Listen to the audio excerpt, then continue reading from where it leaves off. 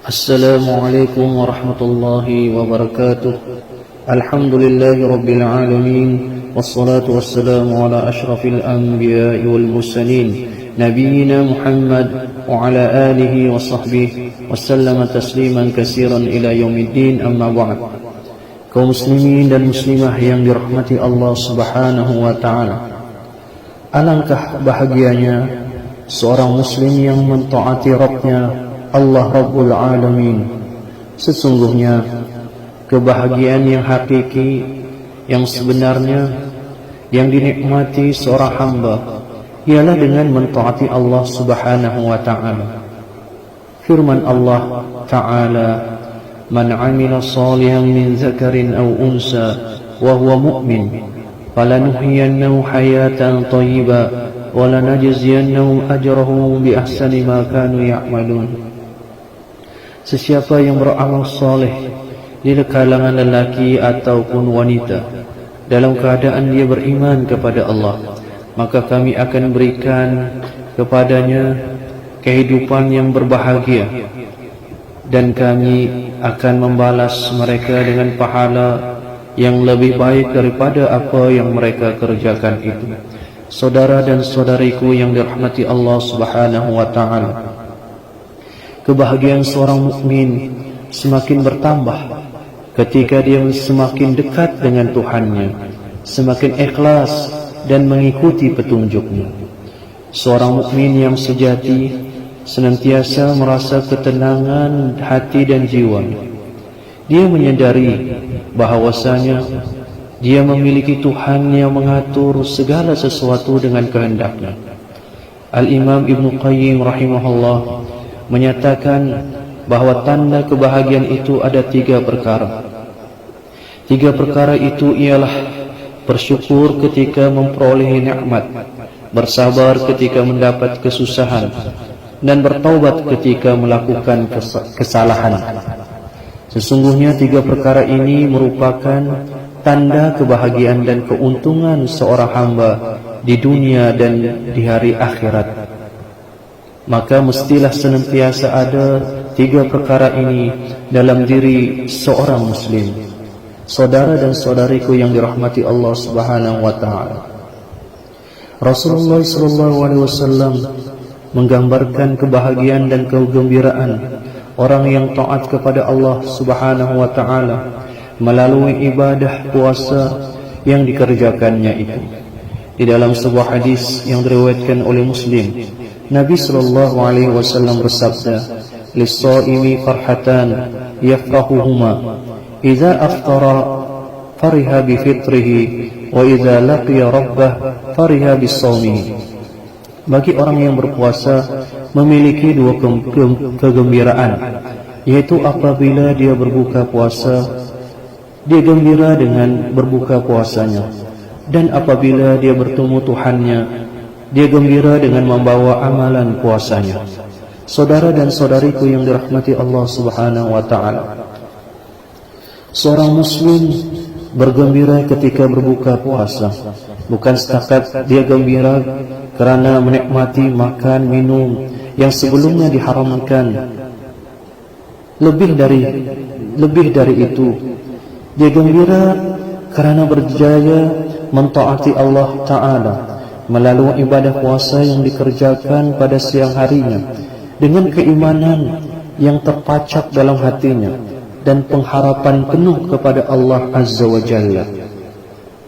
Dia bergembira kerana telah melaksanakan suatu kewajipan, yaitu ibadah puasa yang sangat dicintai oleh Allah Subhanahu wa ta'ala. Allah menyatakan dalam hadis qudsi, وَمَا تَقَرَّبَ إِلَيَّ عَبْدِي بِشَيْءٍ أَحَبُّ إِلَيَّ مِمَّا افْتَرَضْتُ عَلَيْهِ.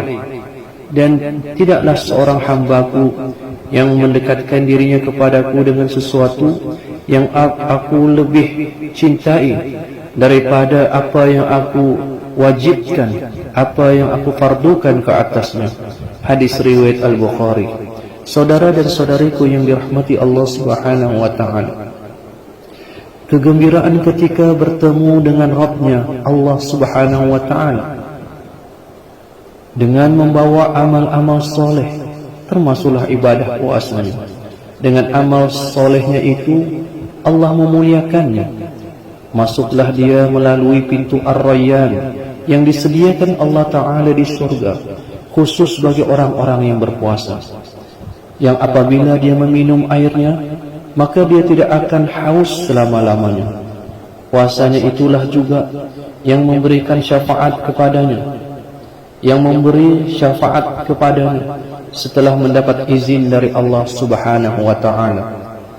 Saudara dan saudariku yang dirahmati Allah Subhanahu wa Ta'ala, bulan Ramadan adalah bulan ketaatan. Allah Ta'ala menyediakan pelbagai bentuk ketaatan, dari amalan-amalan yang wajib sehinggalah kepada amalan-amalan yang mustahabat, yang sunnah. Yang istimewanya, semua amal soleh secara umumnya dilipat gandakan pahalanya pada bulan yang mulia ini.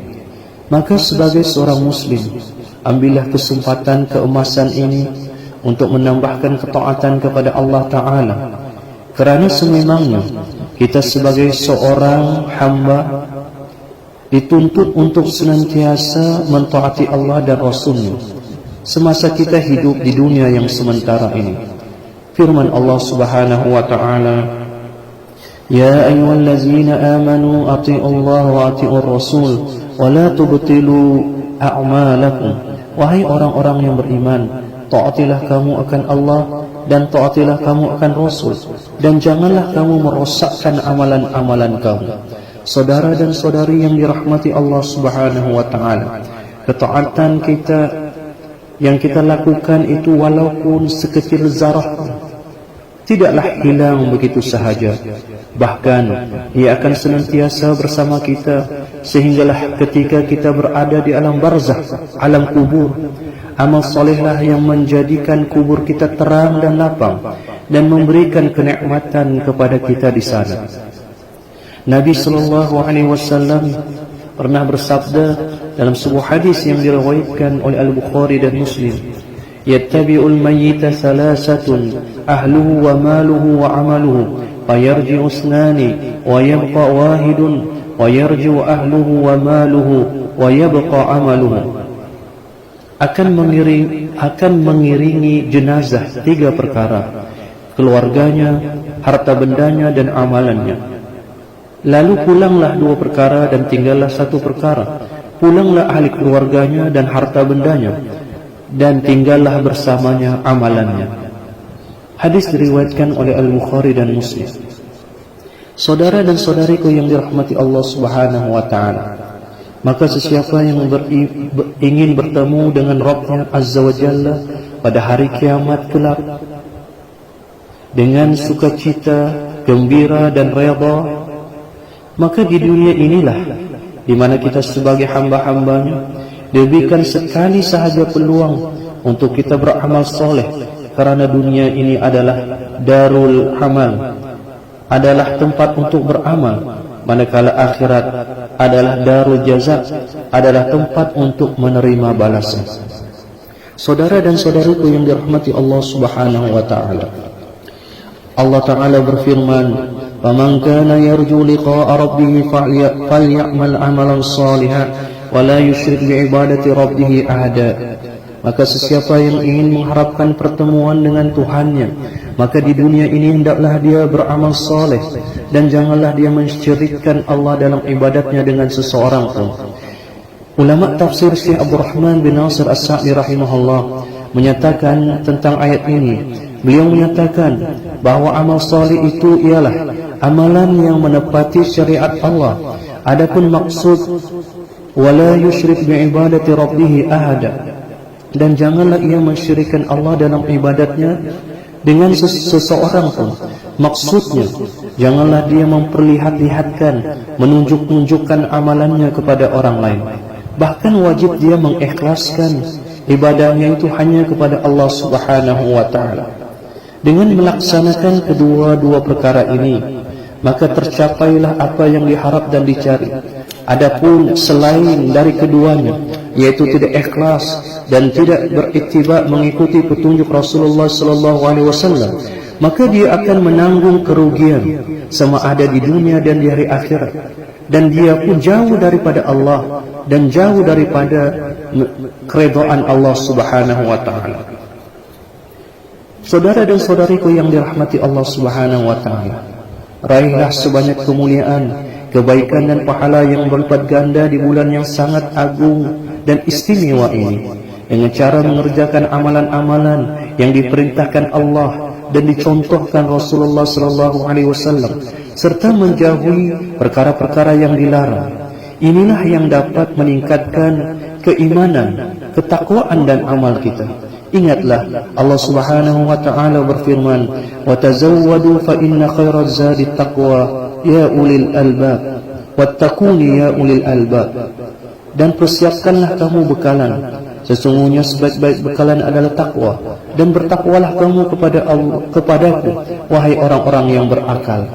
Saudara dan saudariku yang dirahmati Allah, sesungguhnya ibadah puasa yang dilakukan hanya dengan mencari keridhaan Allah Azza wa Jalla dan mengikuti tuntutan Rasulullah sallallahu alaihi wasallam, sudah tentunya seorang hamba itu meraih darjah takwa di sisi Allah Subhanahu wa taala.